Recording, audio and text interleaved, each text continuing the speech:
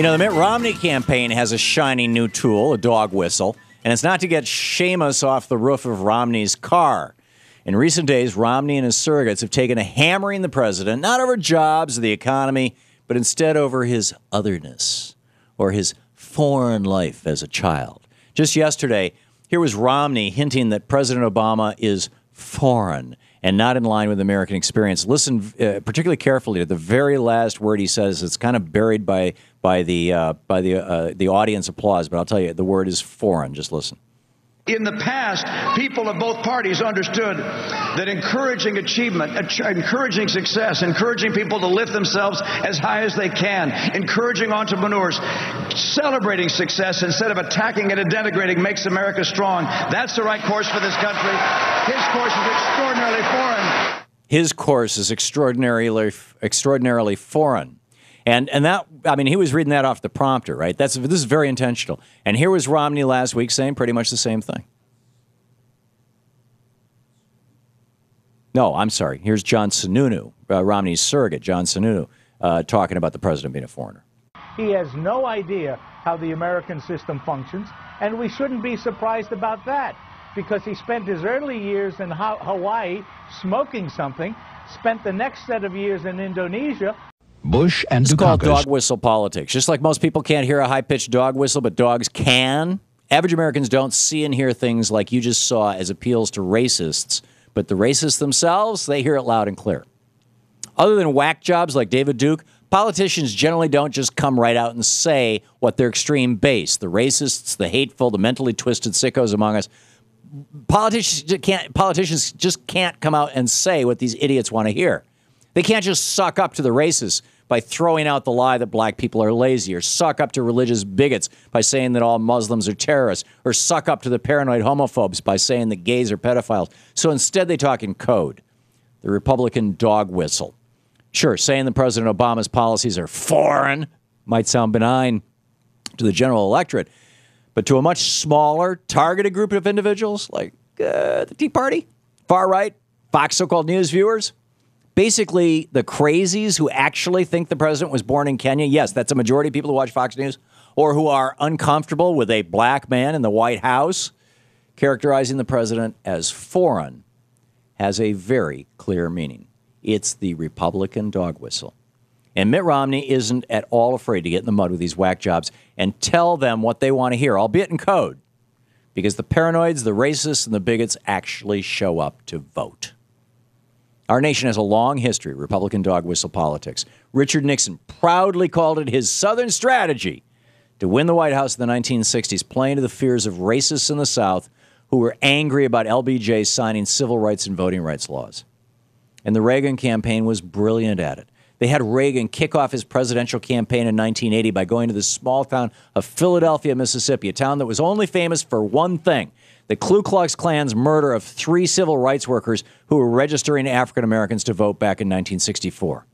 So when Ronald Reagan gave a speech there talking about states' rights, those racists knew exactly what he was talking about.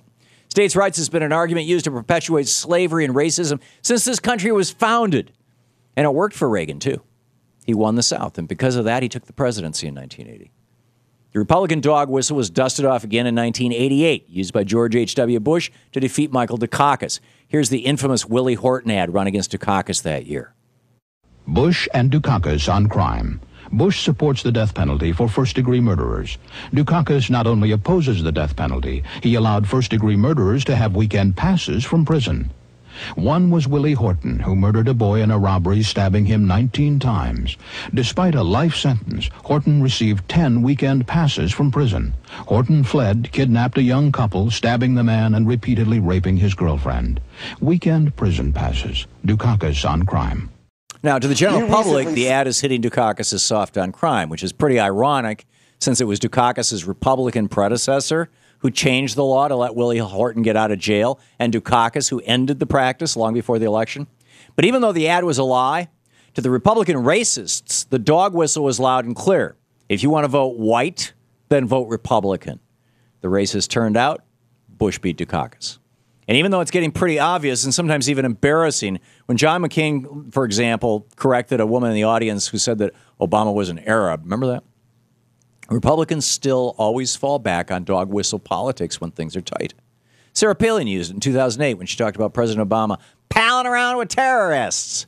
She used it again in 2011 after the Tucson massacre when she accused the media of blood libel, a dog whistle term that has very clear meaning to anti-Semites.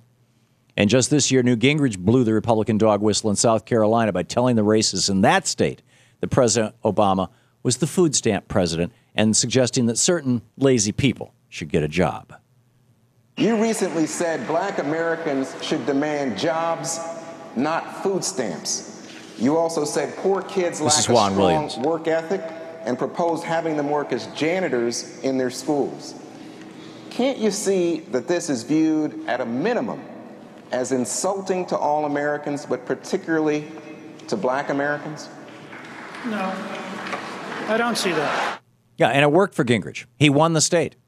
And so now Mitt Romney is blowing the Republican dog whistle. No surprise there. Republicans so love this stuff that Michelle Bachmann, once a serious Republican contender for the presidency, is out there hustling this paranoid theory that the Deputy Chief of Staff to Secretary of State Hillary Clinton is a secret agent of the Muslim Brotherhood. Bachmann's gotten 4 of the Republican members of Congress to pick up the dog whistle, too, and call for an investigation into the State Department. And since the camera hasn't been turned on him for a few weeks, Republican Newt Gingrich ran to Bachmann's defense and asked the State Department, what's the State Department hiding? I'm just going to blow through this. Gingrich is helping promote this insane theory. I'll play the clip of Gingrich in a minute, but we're just about out of time here in this segment. This theory is totally nuts. The people who are on for it are the racists, the haters, and the fearful. The United States, the president of the United States is a Muslim terrorist sympathizer. By the way, don't tell those guys that Obama killed bin Laden. Their heads may explode. That's why Fox so-called news never mentions that little bit of history. We'll be back 27 minutes past the hour.